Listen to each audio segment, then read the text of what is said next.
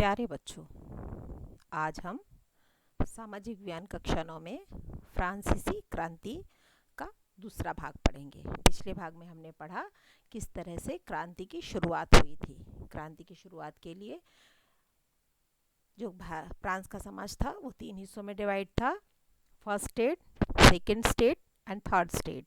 First और second state के पास बहुत ज़्यादा पावर थी, थर्ड स्टेट के पास पावर कम थी लेकिन बोझ ज़्यादा था।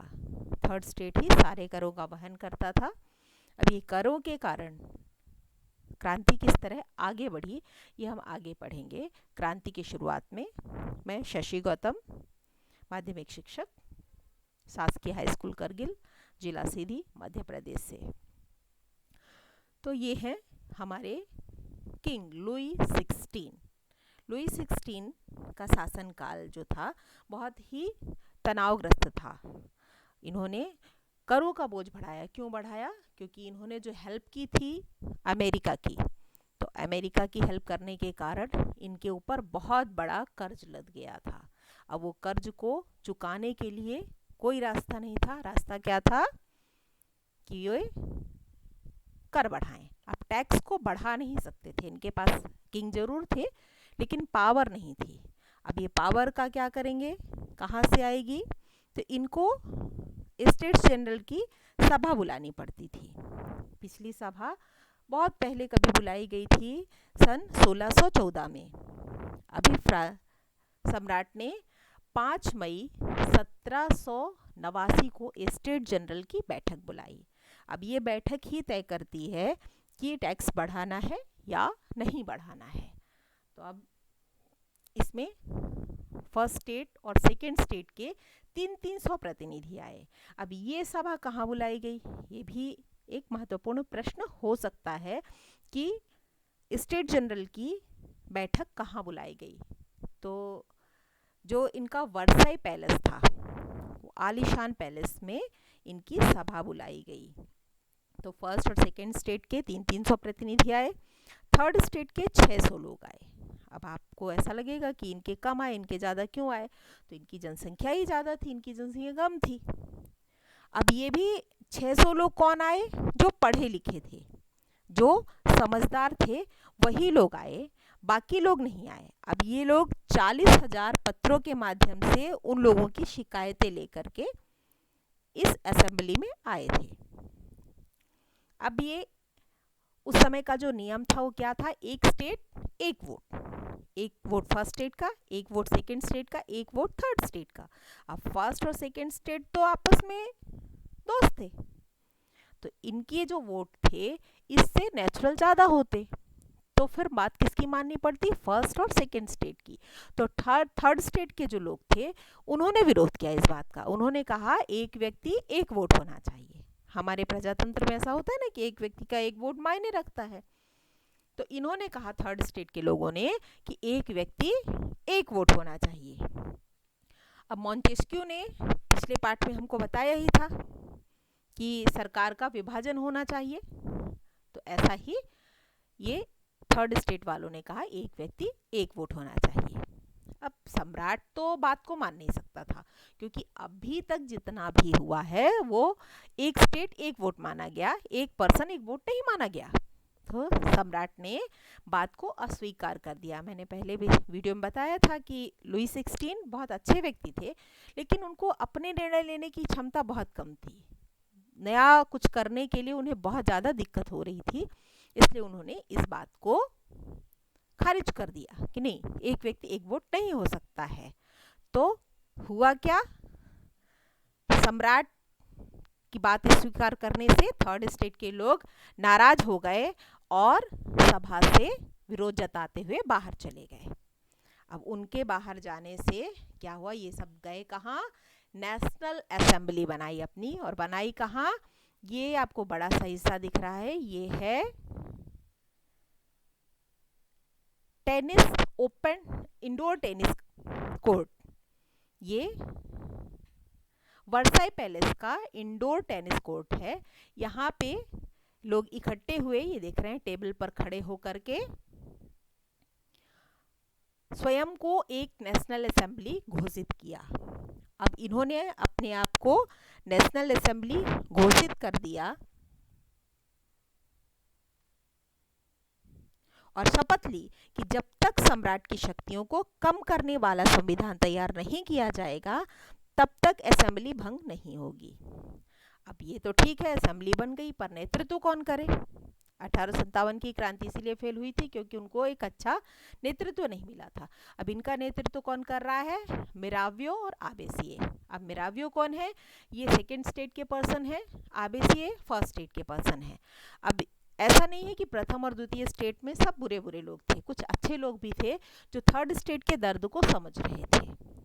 मिरावियो जो थे बहुत अच्छे लेखक थे, वो बहुत अच्छा भाषण देते थे, खूब अच्छा लिखते थे और भाषण खूब अच्छा देते थे। आबेसिए भी अच्छे राइटर थे, वो पादरी वर्ग से थे। उन्होंने पुस्तक लिखी थी व्हाट इज थर्ड स्टेट, तीसरा स्टेट क्या है। उनका दर्द उन्होंने अपनी पुस्तक में लिखा था और उसी दर्द के चलते उन्होंने थर्ड स्टेट का साथ भी दिया। अब उस समय का जो समाज था वो कैसा था? ठीक है, वो तो असेंबली बन गई और उन्होंने अपने आप को नेशनल असेंबली घोषित कर दिया। अब समाज में क्या हो रहा था कि उसी समय ठंड बहुत ज़्यादा पड़ गई। ठंड बहुत ज़्यादा पड़ने के कारण पूरी फसल मारी गई। अब कड़ाके की ठंड में फसल मारी गई तो खाने की लाले पड़े। अब वहाँ का मेन फूड था क्या? पाव रोटी। पाव रोटी, जैसे अपन यहाँ रोटी चावल खाते हैं, वहाँ के लोग पाव रोटी खाते हैं। अब जब फसल बर्बाद हुई तो पाव रोटी की कीमतें आसमान छूने लगी। अब बेकरी वाले जो थे वो जमाखोरी करने लगे। सब जगह होता है, कीमतें बढ़ने लगी तो लोग जमा करने लगे, जो बड़े व्यवसायी हैं वो सब जमा करने लगते हैं। तो बेकरी के सामने लंबी कतारें लगी हुई है, घंटों से लोग खड़े हुए हैं इस उम्मीद में कि हमको पाव रोटी मिलेगी। लेकिन वहाँ से दुकान का ऑनर बाहर निकल के कहता है कि नहीं भाई, अब तो ब्रेड ख़त्म हो गई, अब तुमको नहीं मिलेगी। अब इस बात को सुन करके उस भीड़ में औरतें बहुत गुस्सा हुई और गुस्साई औरतों की भीड़ ने दुकान पर धावा बोल दिया। दुकान पर धावा बोल के सारी दुकान लूट ली। फिर ये एक दुकान की स्थिति नहीं रही, बाकी दुकानों में भी लोग ऐसे ही करने लगे।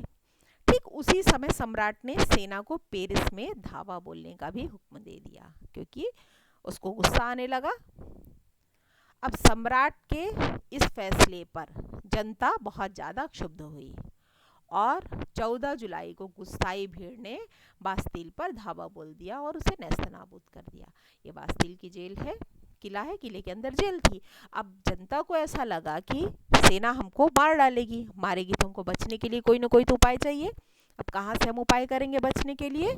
तो उन्होंने अपने लिए गोला बारूद असला ढूंढने के लिए जगह जगह धावा बोला। उसमें उनको लगा कि किले के अंदर हमें बहुत मात्रा में असला बारूद मिलेगा। उन्होंने किले के अंदर धावा बोल दिया। अब उसी समय देखो गांवों में भी अफवाह फैल गई। अफवाहें बहुत परेशान करती हैं। अफवाह चाहे 1700 के दौर में फैले या अभी 2000 में, अफवाहें जब भी फैलती हैं तो हमारे समाज में बहुत बड़ा नुकसान करती हैं। तो गांवों में अफवाह फैल गई कि जागीरदारों ने गुंडे बुलाए हैं, वो गुंडे फसल तबाह करने के लिए आ रहे हैं। अब गुस्साई भीड़ ने भंडार गृह और किलों पर हमला बोल दिया। अब लगा लोगों को कि तुम जब हम पर हमला करोगे तो लो हम भी कुछ करते हैं। अब वो हमला बोले तो किलों पर जब हमला बोले तो उन्होंने अपने सारे दस्तावेज जो कुछ भी उनके जमा थे वो सारे दस्तावेज उन्होंने छुड़ा लिए वहाँ से। अब लोगों ने अन्न भंडारों को भी लूट लिया। अब कुलीन बड़ी संख्या में अपनी जागीरें छोड़कर भाग गए। बहुत सारे लोग तो जाकर के पड़ोसी देशों में शरण ले ली। अब इतना सब उत्पात हुआ तो लुई 16 ने नेशनल असेंबली को मान्यता दी। मजबूरी हो थी, अगर मान्यता नहीं देंगे तो कुछ भी बचेगा ही नहीं, जनता का राज हो जाएगा और फिर उस राज में क्या होगा पता नहीं। इसलिए उन्होंने नेशनल असेंबली को मान्यता दे दी। अब 4 अगस्त 1789 को असेंबली ने करों, कर्तव्यों और बंधनों को मुक्त करने के आदेश पारित कर दिए। जो सामंती व्यवस्था में खूब ज़्यादा मात्रा में लगे हुए थे उसके आदेश पारित कर दिए। पादरी वर्ग के लोगों ने भी अपने विशेषाधिकार को छोड़ देने का निर्णय लिया, विवश हो गए। जनता इतनी ज़्यादा उत्पात मचा रही है, पादरी वर्ग अपना कुछ कर ही नहीं सकता है। फिर अब पादरी वर्ग ने अपने विशेषाधिकार छोड़े तो उनके पास जो जमीन जब्त थी तो वो सारी ज़मीन भी नेशनल असेंबली के पास आ गई। अभी धार्मिक कर जो जनता देती थी वो भी समाप्त कर दिए गए। अब बहुत बड़ा धन सरकार को प्राप्त हुआ, वहाँ से करीब 20 अरब लिब्रे की संपत्ति तो चर्च से प्राप्त हुई। अब वहाँ से प्राप्त होने के बाद ये संविधान का राजतंत्र बना। कैसा बना नेशनल असेंबली? अब इसके पास तो पैसे थे, क्योंकि बहुत ज़्यादा पैसे जो धनाढ़ लोग थे, फर्स्ट और सेकंड स्टेट के लोग, उन्होंने अपने पास दबा के रखे थे, वो सब निकल आया। तो ऐसे नेशनल असेंबली में ने अपने काम को विभाजित किया। विभाजित कैसे किया? हमारे पास पिछले पार्ट में हमने पढ़ा था, मॉन्टेस्क्यू ने विधायिका, कार्यपालिका और न्यायपालिका का एक कॉन्सेप्ट दिया था। उसी आधार पर विधायिका, कार्यपालिका और न्यायपालिका में नेशनल असेंबली ने राज्य की शक्ति को विभाजित कर दिया। अब नेशनल असेंबली के पास क्या हो गया? अधिकार आया। अधिकार किस चीज का आया? कानून बनाने का अधिकार। वो अब कानून बना सकते थे। फिर दूसरा अधिकार आया चुनाव का।